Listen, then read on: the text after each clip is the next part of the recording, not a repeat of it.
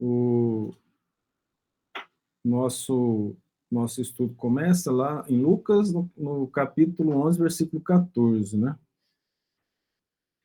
E a oração nossa... Não, amor, é que... hoje é domingo. Então vamos fazer a nossa oração inicial. Vou fazer a oração inicial, tá? Hoje.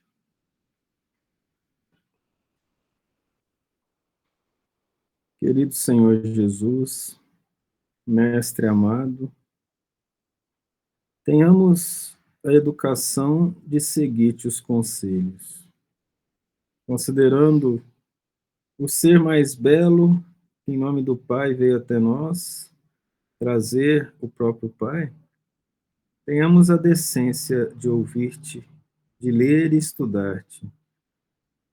Tenhamos a abnegação e o devotamento de entendendo seguir teus ensinamentos. Tenhamos a gratidão ao Pai, ouvindo-te o clamor de amarmos uns aos outros, como o Senhor nos amou.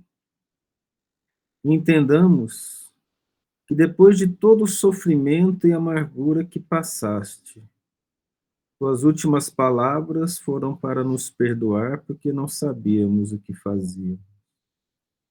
Penetre em nós as palavras do teu amor e que o nosso coração se encha da luz bendita dos teus exemplos, para que mesmo diante das culpas imensas do passado, em que desviamos do caminho que nos ensinaste, trabalhemos com afinco, sem olhar para trás, deixando ao Pai Celestial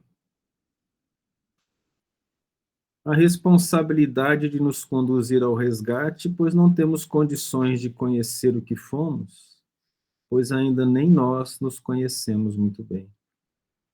Para isso, sejamos humildes e entendamos a tua vontade, nos submetendo a ela com toda a coragem possível, mas a coragem amena e serena do Filho do Pai Celestial que o Senhor nos ensinou a ser, aceitando que a vontade dele se aprofunde dentro de nós, para que sejamos verdadeiros trabalhadores da última hora, nas lides da santa doutrina do teu amor que iniciastes e que chamamos de Espiritismo, apenas cumprindo o que prometemos antes de vir até aqui, nesse planeta santo que podemos santificar, pois nos permite a redenção dos nossos pecados, no contato constante com o semelhante, que devemos amar profundamente como irmãos, teus filhos, Pai. Estudemos, mas acima de tudo aprendamos a amar. Que o estudo seja para direcionar os nossos bons sentimentos, voltados àqueles que nos envolvem. E que se não pudermos falar em teu nome, Senhor, vibremos. Que a oração seja a nossa maior arma. E que os bons espíritos nos conduzam, mesmo cheios de defeitos, ao trabalho do bem, para que a obra tua jamais pare, e chegando em nossas mãos qualquer responsabilidade espiritual, saibamos colocá-la acima das nossas vontades e desejos fúteis, para que o trabalho do bem seja feito pelos teus filhos, para que nos amemos e ajudemos uns aos outros de acordo com a tua vontade. Muito, muito obrigado, Senhor Jesus. Assim seja, Senhor.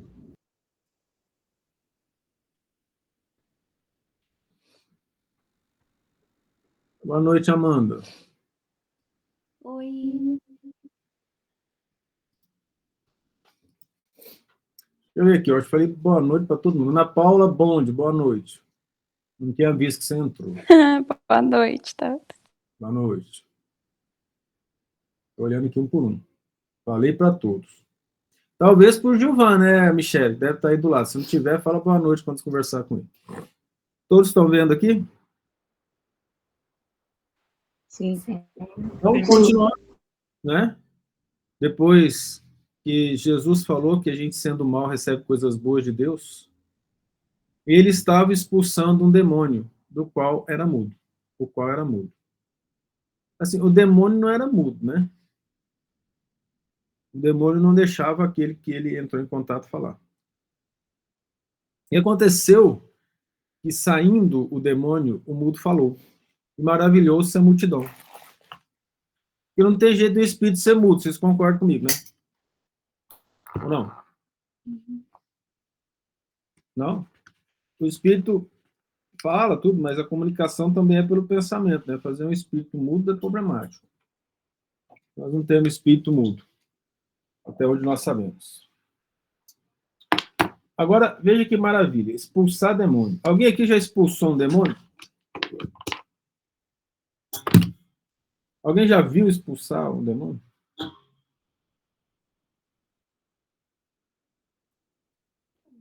Eu acho que, teoricamente, cada vez que a gente vence uma tentação, de certa forma, é expulsar um demônio. Bonito isso, hein? Achei legal. O que você considera expulsar um demônio, Thales? É quando normalmente tem um processo obsessivo em que existe fascinação ou subjugação, e aí esse espírito sai, é o que eles chamam de expulsar demônio, né? Que acontece nas casas espíritas, nas reuniões, e algumas vezes acontecia em casa, né? Alguns obsediados chamavam os espíritas para ir em casa, aí os espíritas iam lá, oravam, levavam o médium, algumas vezes o médium incorporava para que esse espírito falasse, e aí eles faziam oração, e eles saíam, né? Esses demônios, que na verdade são espíritos, né?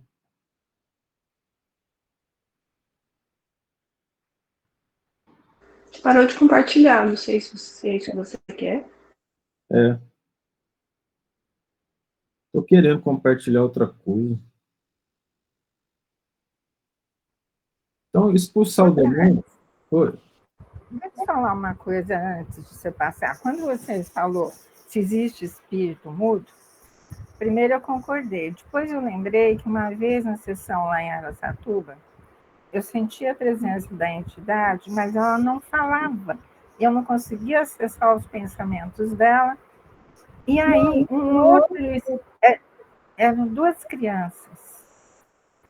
Está me ouvindo? Oh. Eram duas crianças. Então, essa segunda criança transmitiu o que aquela primeira queria falar, porque ela não conseguia falar. Ela era muda. Isso existe. A questão é que eu estou falando assim, o espírito não tem jeito de ficar mudo para frente, para sempre, é trauma. Uhum. Né? Mas, de fato, alguns não conseguem falar. Tem uns que perdem, inclusive, a boca. Não. Nós vimos um espírito numa reunião mediúnica, eu acho que eu cheguei a falar alguma vez, num dos estudos, que ele foi um dos nazistas que fazia mal aos judeus. Ele perdeu a forma corporal e era todo peludo, parecendo aquele Capitão Caverna dos desenhos. Ele não tinha dedos, eram garras, e ele perdeu a boca. No lugar dos olhos eram 2 pontos pretos. Então, de fato, o espírito pode ser mudo durante aquele tempo, mas o espírito não tem como ficar mudo, nem se deixar de se comunicar, a não ser em regiões muito inferiores, porque o pensamento é comunicação entre os espíritos, né? Mas foi bom você ter trazido isso mesmo. Nós, então, lá no capítulo, lá no versículo 14, estava expulsando um demônio, qual era mudo. E aconteceu que, saindo o demônio, o mudo falou e maravilhou-se a multidão. Então, vamos lá. De acordo com o livro dos médiuns, a obsessão tem 3 tipos. Obsessão simples. É a influência de um espírito sobre uma pessoa. A obsessão simples pode chegar a vários níveis. O indivíduo pode ouvir o espírito, o indivíduo pode sentir o espírito, o indivíduo pode ver o espírito, e o pior é quando ele sente as vibrações do espírito. O espírito joga o pensamento na cabeça dele. Essa obsessão simples não existe nada no sentido de que o obsediado não consiga superar a influência dele de uma forma com a própria vontade. Existe a fascinação, que aí é uma obsessão complicada. E aí, falando disso, vocês vão conhecer muita gente que é fascinada. Fascinação é quando o espírito, de tal forma, domina o obsediado. Você mostra um copo d'água para ele, ele fala que lá dentro tem pedra, todo mundo está vendo água, ele acredita piamente que tem pedra lá dentro. Ele não aceita a opinião dos outros e aquilo que ele põe na cabeça ele não muda. Isso é a fascinação. O espírito o faz pensar coisas que ele acha que é dele e o espírito faz ter certeza disso. Nós temos os casos graves de narcisismo, de mitomania. Narcisismo, né? A pessoa se considerar o centro de tudo, é um aprofundamento do egoísmo. Os casos de mitomania, em que a pessoa não consegue falar a verdade. Eu acompanhei um caso de mitomania, em que a pessoa estava falando a verdade, ela dá um jeito de mudar a história para poder contar uma mentirinha. E tem a mitomania associada ao narcisismo. A mentira é sempre para elevar a própria pessoa. Ela sempre conta histórias que ela é melhor, que ela se sai bem. E a fascinação, agora, assim, quando a gente vai falando isso, você vai percebendo que tem muito mais gente fascinada do que imagina. E a subjugação, em que não existe necessariamente um domínio mental ou psicológico, mas é um domínio físico. No livro dos médiuns, o Kardec conta o caso de um jovem que via uma moça passar na rua, se ajoelhava e se declarava para ela pedindo em casamento. Perguntaram para ele, mas você sabe o que você está fazendo? Sei. Você faz por sua vontade? Não. Você consegue impedir? Não. Isso é subjugação, que há um domínio sobre a estrutura física do obsediado. A subjugação, ela é considerada, é chamada desde todos os tempos de possessão. Como é que é possessão? 4 S? É S demais para uma palavra só. Tem mais S em possessão do que O no Borogodó. Então, veja bem isso. Então, isso é o que se falava antes. Como que ela funciona? Vamos pegar, então, o Livro dos Espíritos, na pergunta que fala assim, os espíritos influenciam na nossa vida? E a resposta é, de todos que são, eles vos dirigem. Daí nós vamos ver que obsessão simples é a mais comum e nós vamos poder chamar de pandemia. O mundo inteiro sofre obsessão simples. Aquele que acabou de pensar, eu não, é obsessão, isso é certeza. Não tem jeito. Não tem como. A obsessão nós sofremos o tempo todo. O Chico sofreu obsessão? Sofreu. Ele era influenciado por ela? Não. Em todo planeta onde há espíritos maus tem obsessão. A questão é se o obsediado vai ou não ser influenciado, aceitar a influenciação. Tá certo? Tudo bem até agora? Isso aqui vocês vão encontrar no Livro dos Médiuns. Sim. Alguém ia falar alguma coisa? Não, só concordei com você. Sim. Aí, não aqui fazer aqueles desenhos meio bom lá, fazer um desenho de modo que a gente possa tentar compreender o que vai acontecer aqui. Eu vou fazer um cérebrozinho mais ou menos. Medula, cerebelo. Cérebro que tá, eu vou falar uma coisa para você, tá minúsculo. Mas tá bom, tá aí o cérebro do indivíduo. Esse indivíduo aqui é um encarnado, tá? Vamos então pegar o que nós estudamos no livro Evolução em Dois Mundos. No livro Evolução em Dois Mundos, o André Luiz associa o processo obsessivo a uma relação entre parasitas na vida comum. Então, vamos pegar aqui o indivíduo Eu vou fazer o bichinho meio assim, assim. Ele tá meio assim porque ele é um espírito, tá? Tá meio mal feito. E o que ele faz? Ele projeta a força mental dele sobre o cérebro do encarnado. Assim como alguns parasitas projetam, caso, por exemplo, o cogumelo aí não é parasitismo, são os líquens, né? Mas aí no caso, por exemplo, da orquídea, né? Em que alguns fungos projetam as hifas dentro da orquídea, ou dentro, por exemplo, a doença da laranja, da laranjinha, em que o fungo projeta as hifas lá e se alimenta dos fluidos vitais. Ele projeta a mente dele aqui e projeta várias anteninhas saindo dele, se ligando à estrutura cerebral, num processo de parasitismo, vou chamar aqui parasitismo. Por que parasitismo? Porque no parasitismo, a relação entre dois seres é prejudicial para um. Como o espírito age na surdina, e ele não é visto, com poder de interpretação grande, nós podemos dizer que esse encarnado aqui, ele é uma vítima. Não obstante merecer. Ninguém é vítima. Mas olha, eu vou deixar bem claro o que eu estou explicando. Como ele não tem os próprios meios de se defender, ele passa a ser a vítima. O processo de defesa dele, do encarnado, a defesa dele só tem uma. A defesa dele é alterar o comportamento para melhor.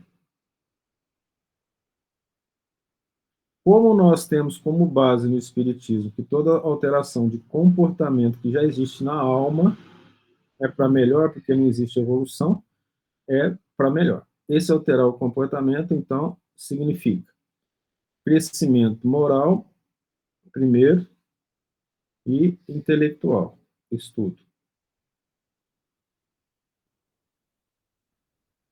É assim que faz. Então, esse espírito, ele recebe força vital do encarnado.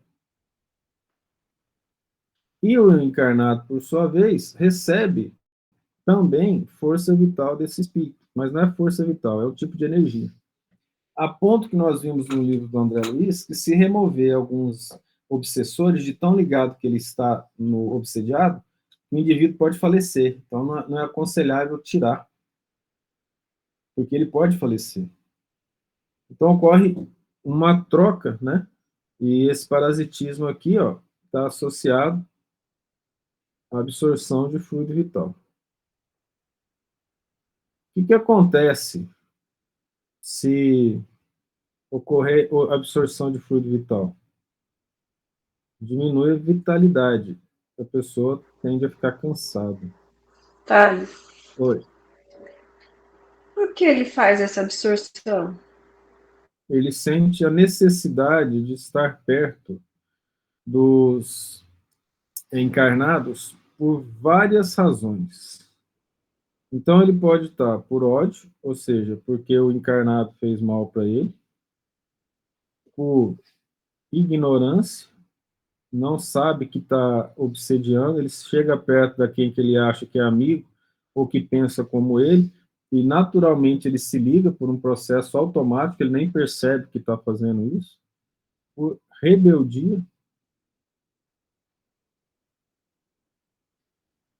sabe que está obsediando, mas não quer parar, e por escolha própria, por maldade, porque ele deseja o mal, principalmente aqueles que atacam os trabalhadores de Jesus.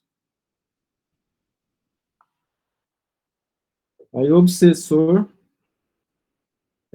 desencarnado, né? Ele gera esse tipo de situação em que ambos sofrem alterações, ambos se alteram. Então, de tal maneira ambos se alteram que por que existe nas casas espíritas o trabalho de desobsessão. Porque o obsediado, ele vai conseguir fazer com que, por esses raios aqui, o obsessor receba as emanações mentais dele. Por isso que nos nossos estudos, nós não passamos mal durante o dia, muitas vezes, com sensações difíceis, de raiva, de intranquilidade, de dores, de mal-estar, porque nós recebemos as vibrações desses espíritos e os bons espíritos desejam que a gente mande de volta bons pensamentos para que eles saiam do estado de ignorância, rebeldia, ódio, por exemplo. Através de leituras edificantes, bons pensamentos. E aí, quando isso acontece de forma efetiva, os bons espíritos vêm e conseguem livrar esse obsessor desencarnado da situação que ele está, se ele o quiser. Pode acontecer que o encarnado melhore, alterando o comportamento, e o obsessor não tenha mais condições de se ligar a ele. E muitas vezes acontece, como no livro E a Vida Continua, em que uma senhora, o caso é assim, ela era casada e odiava o marido por situações que não ficaram claras. O marido, enciumado do indivíduo que estava flertando com ela, preparou a morte desse indivíduo, para parecer um acidente. Não foi ele que matou, mas ele acabou morrendo até porque ele era um indivíduo assim meio leviano. O indivíduo morreu e essa senhora chamou esse espírito, entre aspas, por pensamento para ficar perto dela.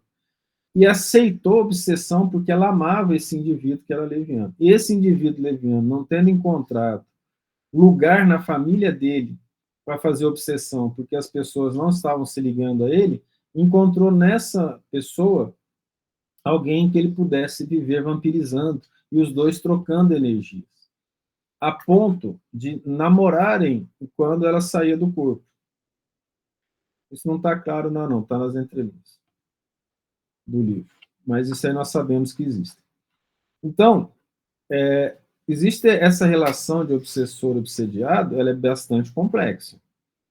Porque podem ser amigos. Nós vamos pegar no livro Sexo e Destino, em que o indivíduo vai tomar um gole de pinga, e aí o obsessor vai, grita na orelha dele, né, beber, quero beber, ele vai, toma o gole, o espírito se acopla a ele e absorve parte das emanações do álcool.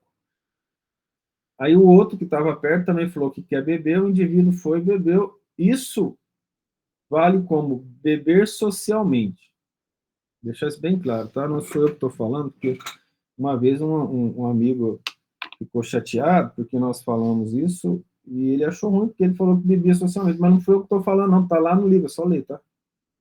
Quer dizer, eu estou falando, estou concordando com o livro, mas eu estou passando aquilo que foi ensinado. Aí, enquanto ele bebeu esse gole, o espírito gritou, ele não tinha a menor noção que ele estava obsediado. Aí o André Luiz falou assim, vamos tirar esses espíritos daqui? Aí o mentor falou, não, você não sabe qual é a relação do passado entre eles, vai que eles são amigos e é apenas um amigo pedindo uma bebida. Na verdade, é o que aconteceu. Eles eram comparsas, tinham os mesmos pensamentos, e na hora da bebida, principalmente, havia um acoplamento mais forte nesse processo em beber socialmente. Então, essa é uma questão de leitura. Lê, interpreta, não quero julgar nada aqui. Aí, é para você ter uma ideia dessa relação.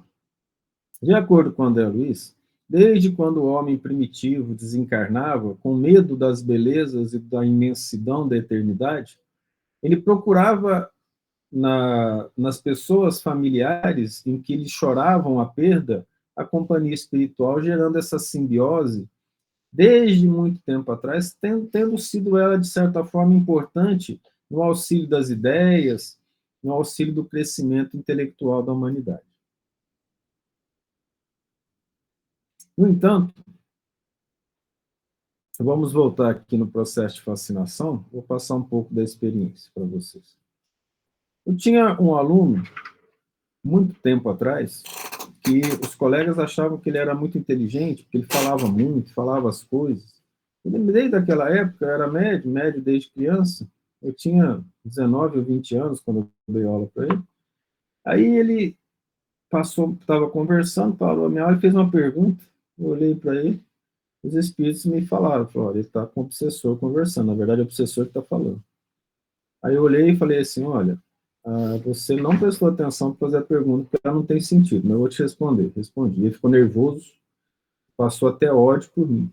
Porque ele tinha até então convencido os outros professores que ele era um bom aluno, porque ele falava bem, ele se expressava bem. Mas, na verdade, ele se expressava com a força do obsessor, que estava com ele desde criança.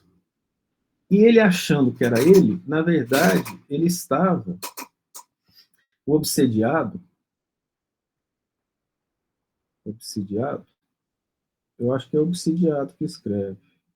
Espera aí que eu vou botar o i aqui. Obsidiado.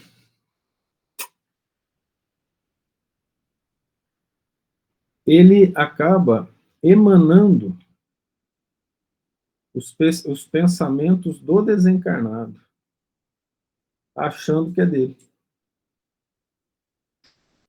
A pessoa fala pelos cotovelos. Ela não tem a menor responsabilidade de associar as ideias. Porque na medicina eles vão chamar de logorreia, né?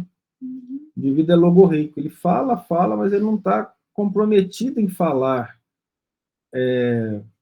coisas corretas. E aí as pessoas que ouvem admiram a capacidade dele de falar em público, de falar alto, de dizer palavras. Ele fala uma palavra lá no meio da palavra, ele fala metamorfoseou, tem nada a ver com o contexto, mas a palavra é bonita, as pessoas também não estão entendendo, uma palavra bonita daquela, com a pessoa falando, até um gênio. Aí vocês veem que o espírito tem o trabalho de enganar os outros, enganar a ele mesmo, e para as pessoas mais, vamos dizer assim, intelectualizadas, ele passa por bobo, né? Mandando os pensamentos do espírito como se fosse dele. Isso acontece muito, mais do que se imagina. Vou voltar a falar. Não sou eu, está no livro dos Espíritos. Procura para mim qual é o nome da questão. Coloca aí no Google, assim, de tolos que são, eles vos conduzem. Como se fosse dele mesmo, como se fosse do encarnado. Então, lá no livro dos Espíritos fala, influenciam na nossa vida? De tolos que são, eles vos conduzem. Então, essa questão nos mostra a questão 459 do livro dos Espíritos. Ó. Vou colocar aqui, ó, livro dos Espíritos, questão 459. Se nós não tivermos consciência do que nós somos e do que nós somos capazes, a gente acaba seguindo a obsessão simples. A obsessão simples vai pegando o indivíduo, pode ser desde a nascença, desde nascença. Alguns espíritos procuram os seus obsediados desde quando ele nasceu. E acompanha a vida dele. E ele vai jogando as informações. Então, por exemplo, ele faz o indivíduo falar determinadas frases ou ter determinados tiques. O pessoal acha que não é nada demais, mas é o obsessor que está dominando. Está lá dominando. Eu tinha uma professora que um dia nós tivemos que contar a quantidade de né que ela falava na sala. Tudo bem, eu estava na 5ª série. Ela falou 84. Então, olha só, não que eu estava contando, era eu mesmo. Eu fiquei assustado com a quantidade de né e contei. Então, em 50 minutos, ela falou 84 né. Mas isso, o que tem isso? É um vício de linguagem? É o obsessor colocando as palavras no indivíduo, e quanto mais a pessoa aceita, com o passar do tempo, ele vai dominando mais. Aí muitas vezes a gente fala assim, nossa, o indivíduo envelheceu, ficou nervoso, ficou bravo, ficou mal-humorado. Na verdade, ali ele está mais ligado àquele obsessor. De tal maneira que ele já não consegue dizer não para ele. Porque quando ele está com muita energia, ele é mais jovem, ele consegue dizer não pela própria força do pensamento, que ele exterioriza. Então, a situação chega a ser tão grave, algumas vezes, nós vamos ver isso no livro Libertação, em que o indivíduo se ligou tanto ao obsessor, que chegou num ponto em que o obsessor gerou um mal de Parkinson, um parkinsonismo nele. Tá? A pergunta 459 ela é assim, influem os espíritos em nossos pensamentos, em nossos atos? A resposta, muito mais do que imaginais. Vamos guardar isso, muito mais do que imaginais. Nós imaginávamos que era desse jeito? Nós somos espíritas, tá? Influem a tal ponto que, de ordinário, são eles que vos dirigem. Então, a maioria de nós não tem consciência que nós não somos donos da nossa própria vida, que nós não queremos.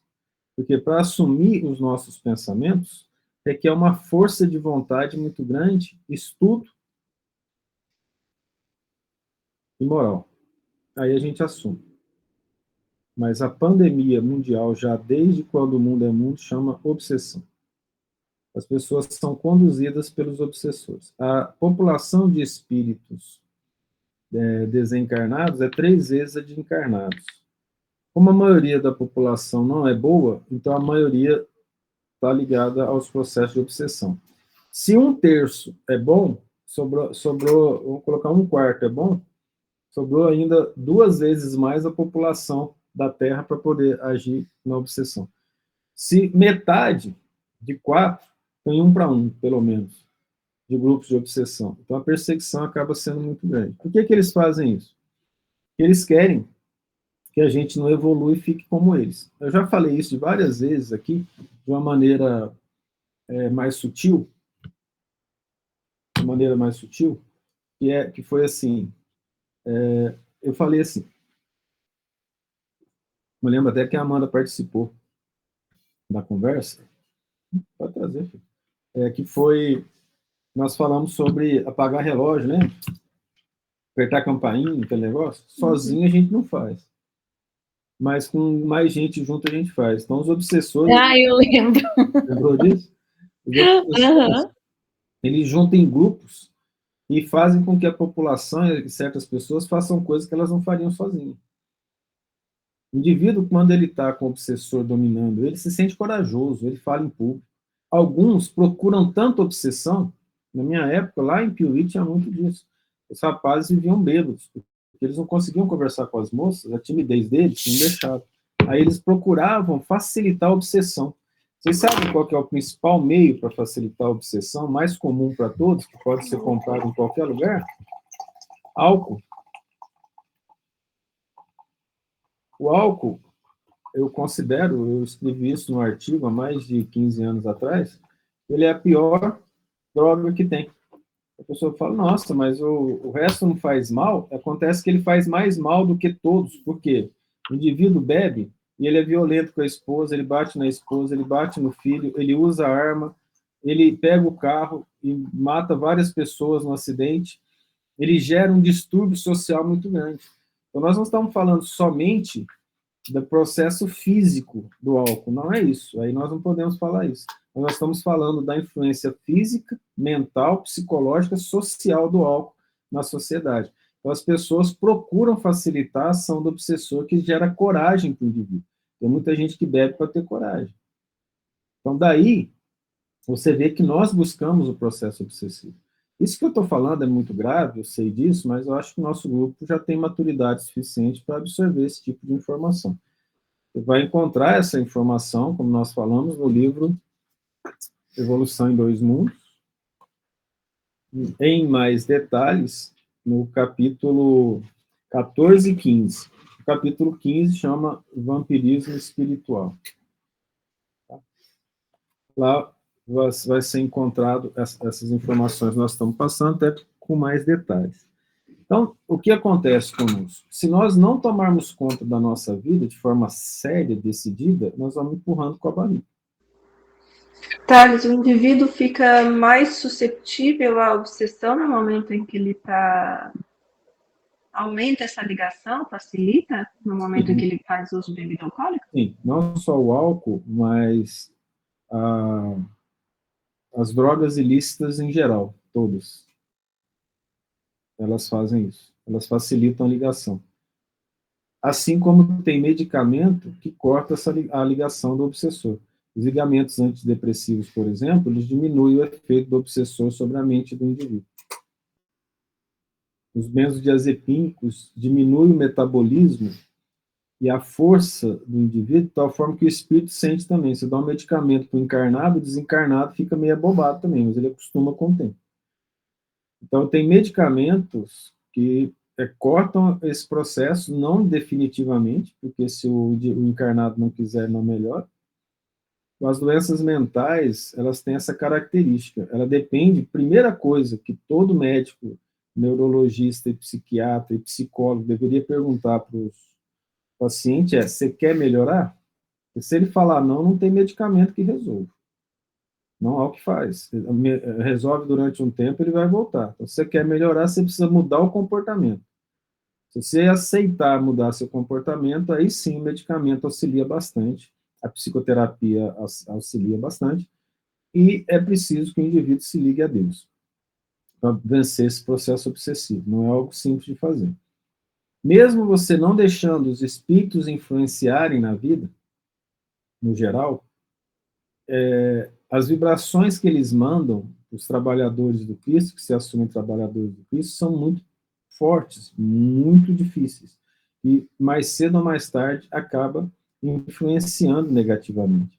Nós vamos pegar o Chico num estado de tristeza tão grande em dado momento da vida dele, que ele pede para Emmanuel assim, ele estava tão triste da maldade dos outros com ele, que ele não estava conseguindo fazer as coisas direito. Ele estava muito chateado. Aí ele falou assim para Emmanuel, assim, eu estou tão triste, você pode pedir para Nossa Senhora me mandar um recadinho?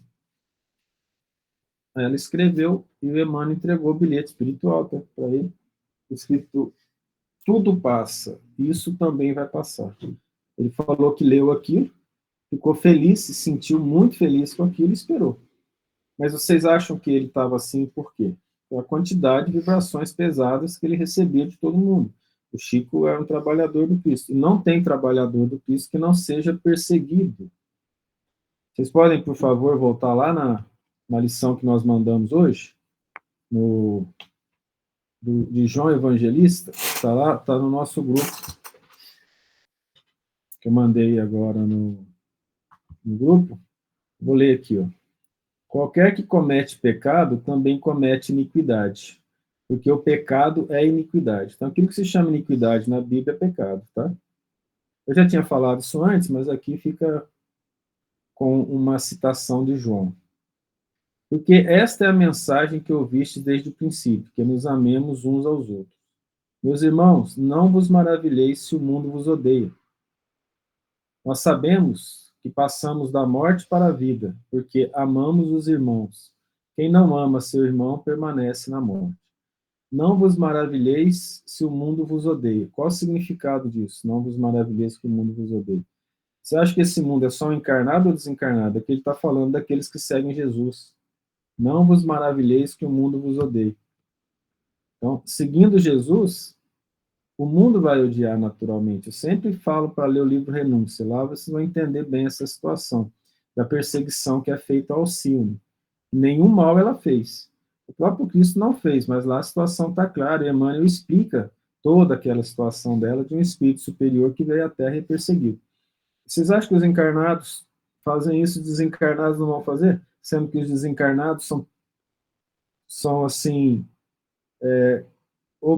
obedientes aos obsessores. Algumas vezes os espíritos nos mostraram pessoas tomando ódio por nós sem qualquer motivo e sem relação com o passado. Era o obsessor que utilizou daquele indivíduo para que ele sentisse ódio mesmo e gerasse perseguição sem que houvesse nessa vida qualquer situação de maldade ou falta de educação da nossa parte, mesmo de outra vida, porque os obsessores utilizam quem está à disposição. Nós temos verdadeiros seguidores das trevas entre nós, pessoas que passam, que a gente considera legal, gente boa, porque sorri na nossa frente, mas na verdade por dentro são verdadeiros poços de iniquidade, em que os obsessores usam para fazer pequenas maldades. Eles, os obsessores, convencem esses que eles estão fazendo justiça. Compreende a situação? Dizendo que estão fazendo o que é certo. Porque a raiva, a inveja, move de tal maneira o indivíduo que ele bota na cabeça dele um processo de hipnose grave feita pelos espíritos das trevas, e aí vocês vão ler nos livros do André Luiz, muitos deles são especialistas em hipnose, tanto de encarnados quanto desencarnados, que o que eles estão fazendo é certo para defender o que é justo, mas na verdade eles estão apenas sendo invejosos e maldosos. Isso acontece muito. Nós temos que tomar cuidado para não sermos esse tipo.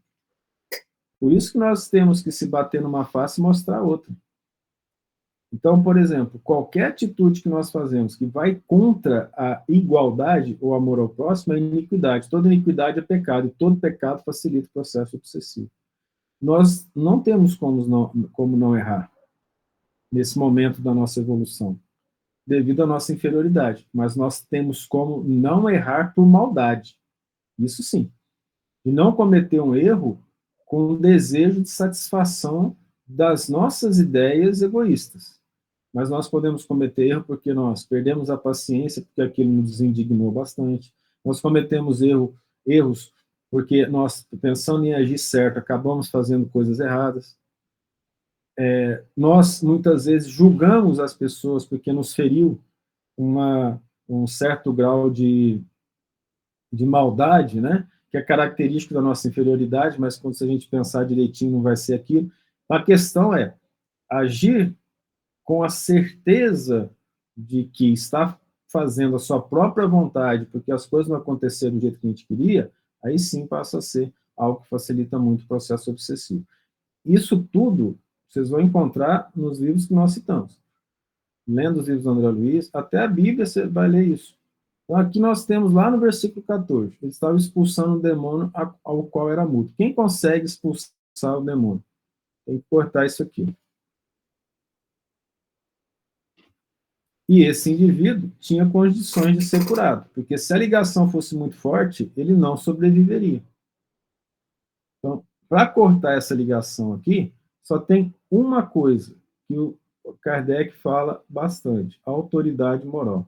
Não adianta bater a Bíblia na cabeça, não adianta levar crucifixo. Tudo isso é uma bobagem. Na verdade, o crucifixo, o terço, a Bíblia utilizada dessa maneira, sem ler, né? A Bíblia está lá, ao invés de abrir para ler, para estudar, bate na cabeça dos outros com a Bíblia. Vocês acham que é brincadeira? Não, mas eu já vi acontecer. Né? Numa cidade pequena, os católicos, a menina estava obsediada, quase quebraram o pescoço da moça, porque bateram com a Bíblia na cabeça dela. Então, assim, a autoridade moral é que tira isso. Por que essas coisas são usadas? Quando eu falei de obsessão, ela é coletiva, ela é mundial. Então, se eu faço o indivíduo acreditar que o terço vai trazer melhora para ele, rezando Ave Maria e Pai Nosso sem pensar, sem se ligar a Deus, eu estou criando um método místico e fácil de não me melhorar, mas achando que aquelas palavras vão me tornar melhor. Nós temos hoje pessoas formadas dizendo assim: faz a oração tal e tal, que ela é forte. Como assim a oração é forte? Então, na verdade, nós viramos bruxo, é cabalístico. Eu faço oração e os espíritos estão expulsos. Os obsessores vão rir da gente. Não tem como, é a mesma coisa de antigamente botar a vassoura atrás da porta para a visita ir embora.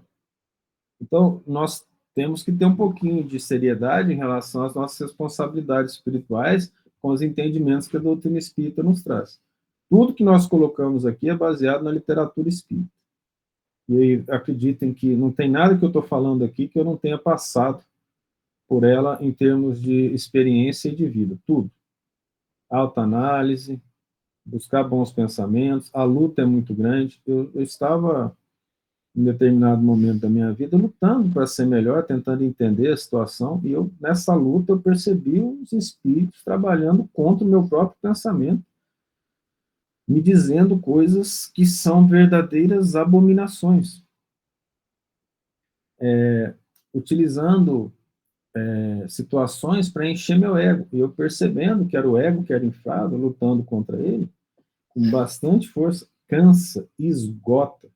Você tem que botar o seu pensamento com Jesus, fazer oração, eles não te deixam fazer oração, eles jogam os pensamentos dele em cima da gente, atrapalham o que está ali.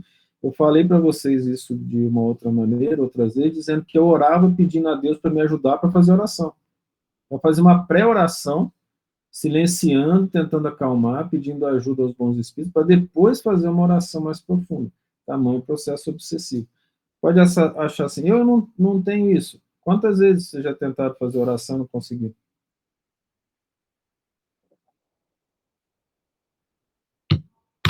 que vocês acham que eles não querem que a gente ore? E desliga deles. A oração nos liga com o alto. A oração é a parte moral, né? Em relação à nossa melhora íntima. Então, esses processos obsessivos são muito fortes, existiam desde a época de Jesus. Então, o que se faz no centro espírita? Nas reuniões de desobsessão?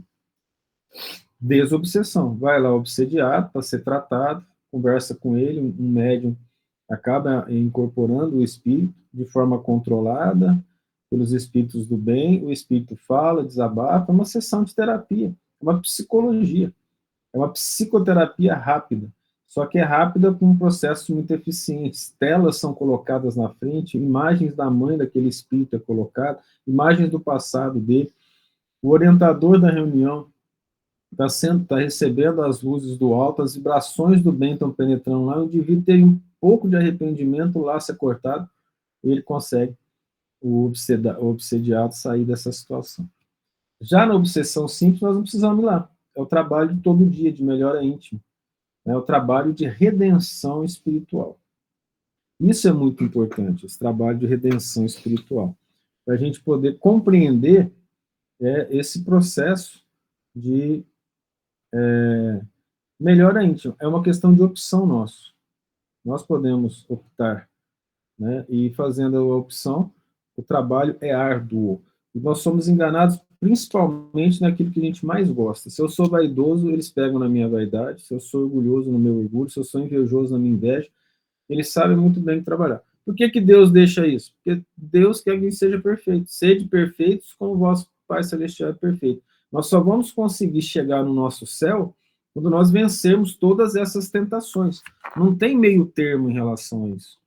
É vencer essas tentações, essas dificuldades. O que é a tentação, segundo Emmanuel? É aquilo que existe dentro de nós e que muitas vezes nós não conseguimos vencer. Aí sim vai haver obsessão enquanto nós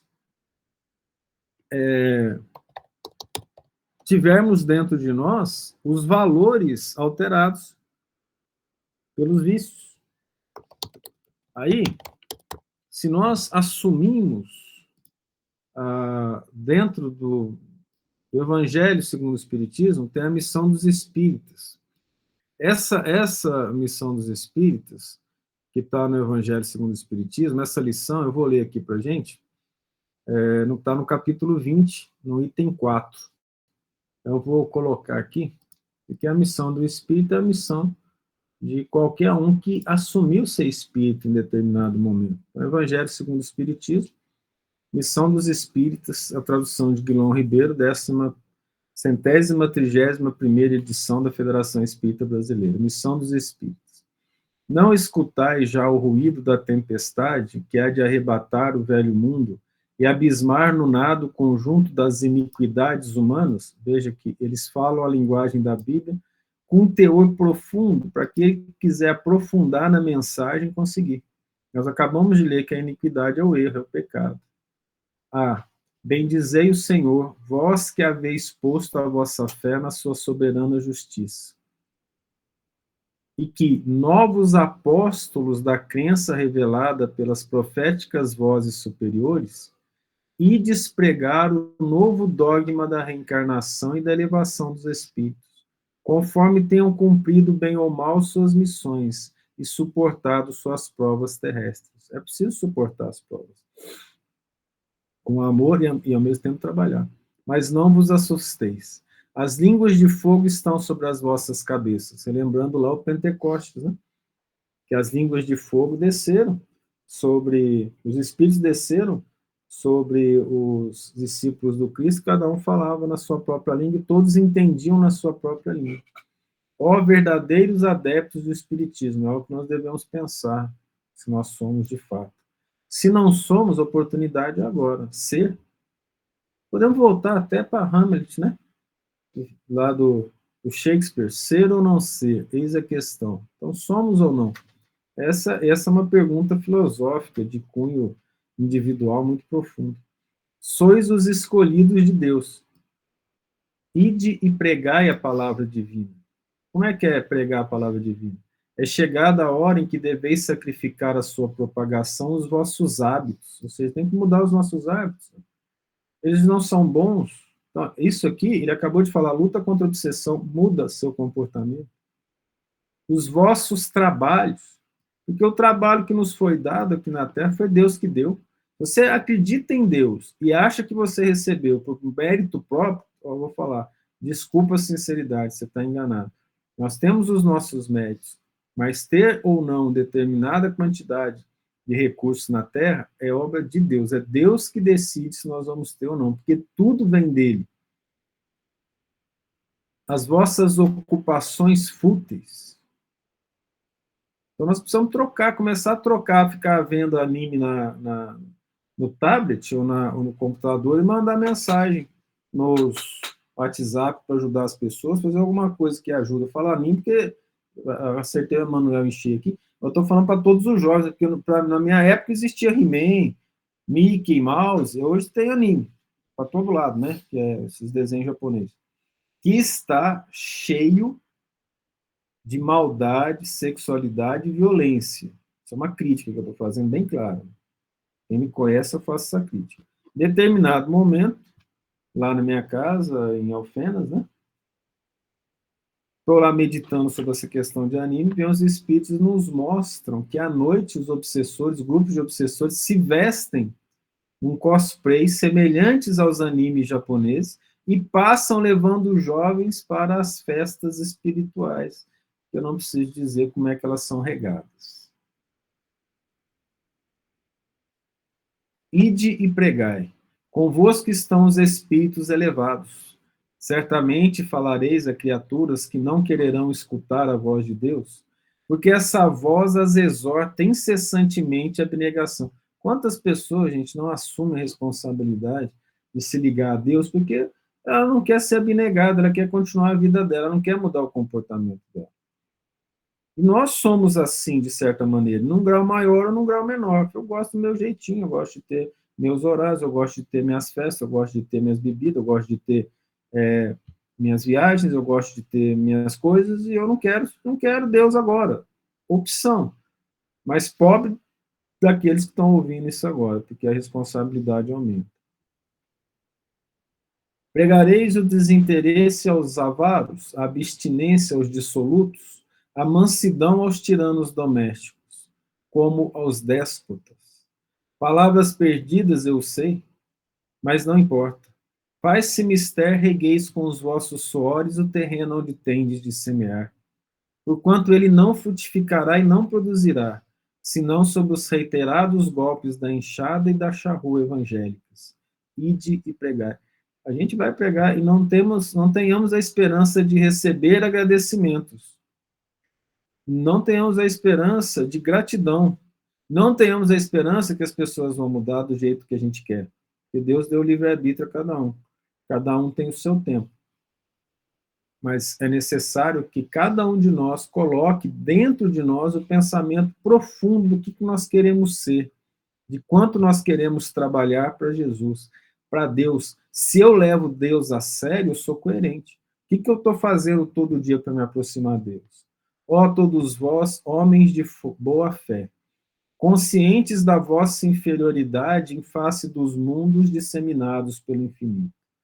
Lançai-vos em cruzada contra a injustiça e a iniquidade. Começa dentro de nós. Ide e proscrevei esse culto do bezerro de ouro, que cada dia mais se alastra. Que culto é esse? As coisas materiais, a vida material, a busca incessante da vida material. Ide, Deus vos guia. Homens simples e ignorantes, vossas línguas se soltarão e falareis como nenhum orador fala. Ide pregai. Que as populações atentas recolherão ditosas as vossas palavras de consolação, as atentas, de fraternidade, de esperança e de paz. Que importam as emboscadas que vos armem pelo caminho? Somente os lobos caem em armadilhas para lobos, porquanto o pastor saberá defender suas ovelhas das fogueiras imoladoras. Não foi o que o João falou ali? Não vos maravilheis se o mundo vos odiar? Ide, homens que grandes diante de Deus, mais ditosos que Tomé, crede sem fazerdes questão de ver, e aceitai os fatos da mediunidade, mesmo quando não tenhais conseguido obtê-las por vós mesmos. Imagina os que obtêm por vós mesmos. Ide, o Espírito de Deus vos conduz. Marchai, pois, avante, falange imponente pela fé. Diante de ti, os grandes batalhões dos incrédulos se dissiparão, como a bruma da manhã, os primeiros raios do sol nascente. A fé é a virtude que desloca as montanhas, disse Jesus. Todavia, mais pesados do que as maiores montanhas, jazem depositados nos corações dos homens a impureza e todos os vícios que derivam da impureza. Quando Jesus falou, se tiverdes fé do tamanho de um grão de mostarda, diga a esse monte, passa daqui para colar, não era o maciço de rochas, mas eram os defeitos do coração do homem. Parti, então, cheios de coragem, para removerdes essa montanha de iniquidades que as futuras gerações só deverão conhecer como lenda, do mesmo modo que vós, que muito imperfeitamente conheceis os tempos que antecederam a civilização pagã. Sim, em todos os pontos do globo vão produzir-se as subversões morais e filosóficas. Aproxima-se a hora em que a luz divina se espargirá sobre os dois mundos. E, depois, levai a palavra divina aos grandes que a desprezarão, aos eruditos que exigirão provas, aos pequeninos e simples que a aceitarão. Porque, principalmente entre os mártires do trabalho, desta provação terrena, encontrareis fervor e fé. Ide, estes receberão com hinos de gratidão e louvores a Deus a santa consolação que lhes levareis, e baixarão a fronte, rendendo-lhe graças pelas aflições que a terra lhes destina. Arme-se a vossa falange de decisão e coragem. Mãos à obra, o arado está pronto, a terra espera. Arai. Ide e agradecei a Deus a gloriosa tarefa que ele vos confiou. Mas atenção, entre os chamados para o Espiritismo, muitos se transviaram. Reparai, pois, vosso caminho e segui a verdade. Não faz sentido ler o que está aqui. Embaixo a pergunta, vocês podem ler depois no capítulo 20, item 4, que o nosso tempo findou-se. A Maria Tereza vai fazer a oração final para nós. Beijo para todos, Deus nos proteja, tenhamos coragem, dedicação, força de vontade para trabalharmos para Jesus, que é isso que importa, porque em breve nós estaremos desencarnados, muito em breve, mais rápido do que imaginamos. Os tempos estão passando rapidamente e não seria bom a gente chegar lá tendo todas as informações do bem, todas as possibilidades de trabalhar para Jesus e perder essa oportunidade. Nós temos feito isso há muito tempo. Nós já temos perdido as oportunidades há muito tempo. Não devemos mais perder essas oportunidades. Precisamos de coragem, determinação, leitura constante do Evangelho, da Bíblia, do Novo Testamento, para nos fortalecermos no trabalho do bem. Temos que nos sacrificar constantemente para que o bem aconteça, para que o amor aos irmãos seja a base do nosso comportamento, nos ligando a Deus constantemente. Um abraço e até a terça-feira.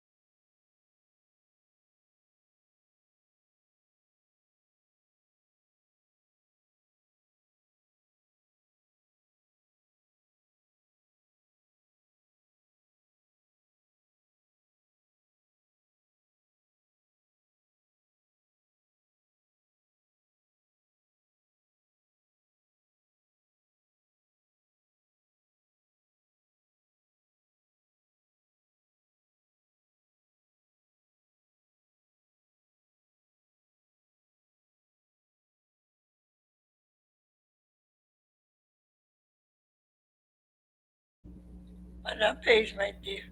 Parabéns. Que assim seja. Amém, que assim seja.